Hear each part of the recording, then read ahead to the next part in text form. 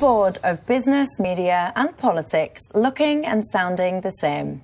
The people who seem to fill roles at the biggest organisations, political parties and beyond are often so connected it's scary. Whether it's family friends, university alumni or just your next-door neighbour, the nepotism is often blatant. There are a stack of people out there who, just because they don't have the right connections or can't work for free, are missing out on their dream careers or are taking so much longer to get there. I want to stop hearing companies, the media or politicians pondering how they can relate to the working class. The answer is simple. Start hiring them too.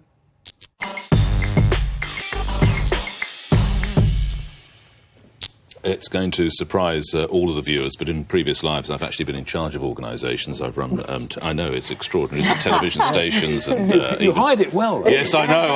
Anybody ever gave me any power like that? And I'm going to tell you... this network? I was the third employee of Sky News. Yeah, that's how old I am. Yes, indeed. Bit of nepotism there, then. Yeah, absolutely. And I need to tell you that when it comes to employing people, and I have fortunately had the wonderful position of offering employment to lots of people down the years, I have a positive discrimination policy. Mm-hmm. And that is, if you have any family member who's in the journalism business or something like that, you'll almost certainly get the job. Really? Yeah, absolutely. Regardless of your talent? No. You can't be like... But you... Right. Let's say I'm interviewing for someone to run the news desk of the Sun newspaper. Mm-hmm. If he or she turns out to be Greg Dyke's son or daughter or whatever, I'm going to think the kid's grown up in a pretty much a media house. They're used to the phones ringing. They're used to discussing all those issues. Let's see if they're bright. They're not going to just get the job because their last name's Dyke or their last name's Barnett, whatever it might be. They're not going to get the job. But the chances are, and very, very, very rarely have I been wrong, the apple never falls far from the tree. It saves you a whole lot of problems. You employ some Herbert who's absolutely useless. You have to biff him out a few weeks later. Just get people who've grown up in the industry. It just saves a lot of effort and heartache. Can I just start by saying, if one of my children wanted to work for the Sun, I'd be very disappointed. but having said that, you've got a real problem there, because that disproportionately means you're going to employ white people.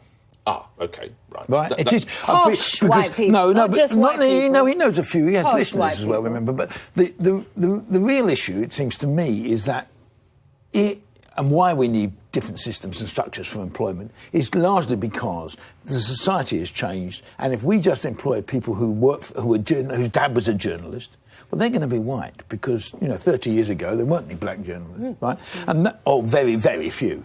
And therefore, your policy, which I understand, I mean, I always had a policy of trying to find someone, whoever we're going to appoint, find someone they'd work with somewhere, so you can find out if they're really any good, as opposed to all the stuff. That's different to their family. It's different to family, but it's the same sort of danger. It's the same sort of danger that it's people connected somehow through people you know. Can I just say, though, I'm horrified by what you've just said. Well, I would hope so.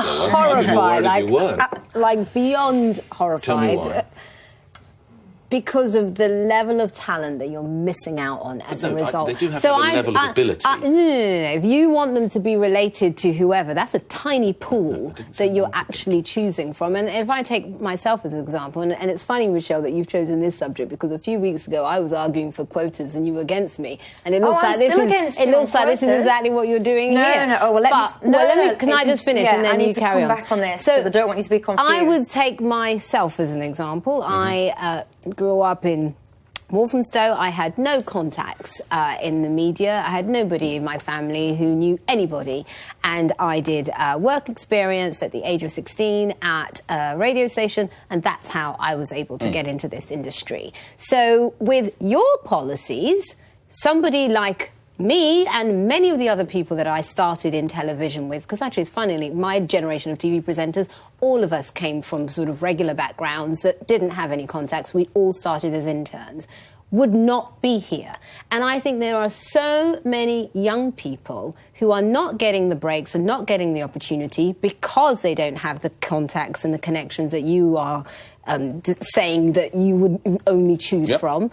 And then on top of it, in post-Brexit Britain, in order for us to be able to thrive, we have no choice to make sure that we train as many people as possible to be able to contribute. No, you've got to so bring, get with it, You've Nick. got to bring fairness into it. Yes. You've got to bring And fairness. common sense. That's the point you're making, isn't it? Yeah, It's about I need fairness. to come back on what you just said, Okay. because when I strongly disagreed with you the other day when you said about quotas, putting young people onto the boards. I completely disagree. We'll Or always into the disagree. companies. No, I disagree with quotas on every level. So what I am not, I've not suddenly had about 10 and I'm agreeing on quotas. What I'm asking for here is because so many people. I'm from Hull, for example. You're not, are you? I know.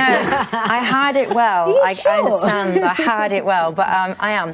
And I now, in my 30s, I know I should have, and loads of people will hate me for saying this, I should have been a trader in the city. I would have been awesome at trading in the city. Yes, you would. I wasn't, because I didn't know it existed. I had no comprehension that the city of London existed. I certainly didn't know anybody, and I never would have been able to get in there in a million years. Now, what I'm saying is I use that as an example because when I think of all of this kind of nepotism, stuff like that, and I've hired people too, and I've also had the misfortune of working for people's sons that was only there often because they were people's sons and they were dimwits who really didn't know what they were doing, but the fact that they had no talent was overlooked because they were somebody's sons or even the daughters.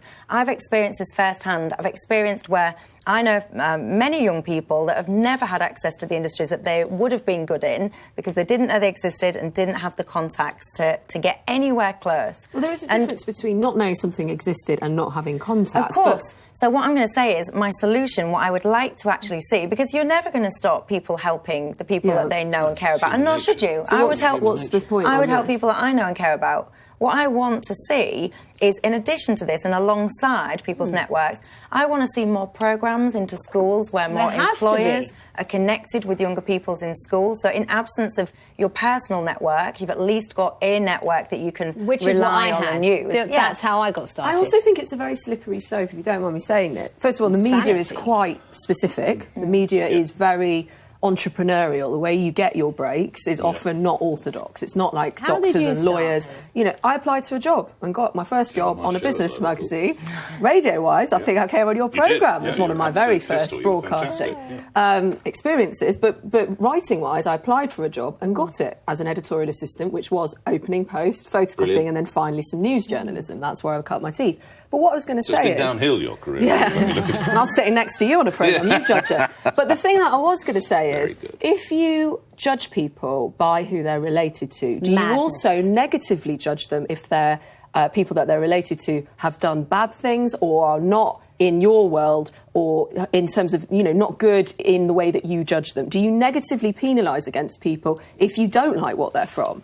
No. Because And I- that's the converse side of this. and- I don't believe that you should judge people Look. on what they come from. You should only judge them I on just think themselves. economically But you- we don't have the luxury of nepotism Right, hang on, anymore. hang on. We Let's just go- let's don't go have back- that let's go back. luxury.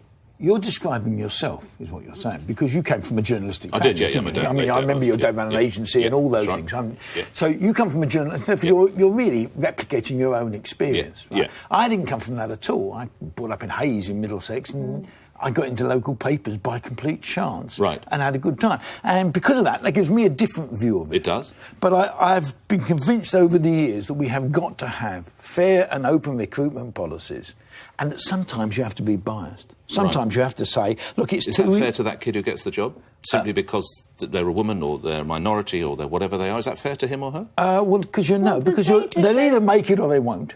Golly, that's... And they'll either got talent or So they you haven't. just burn the kid? No, I'm saying there's an awful... you No. No, but the data shows diversity is better for the bottom line. oh, no, I agree. And what you're suggesting is the exact opposite. Well, no, but Right, what- let's leave it there, I think. Let's agree to disagree.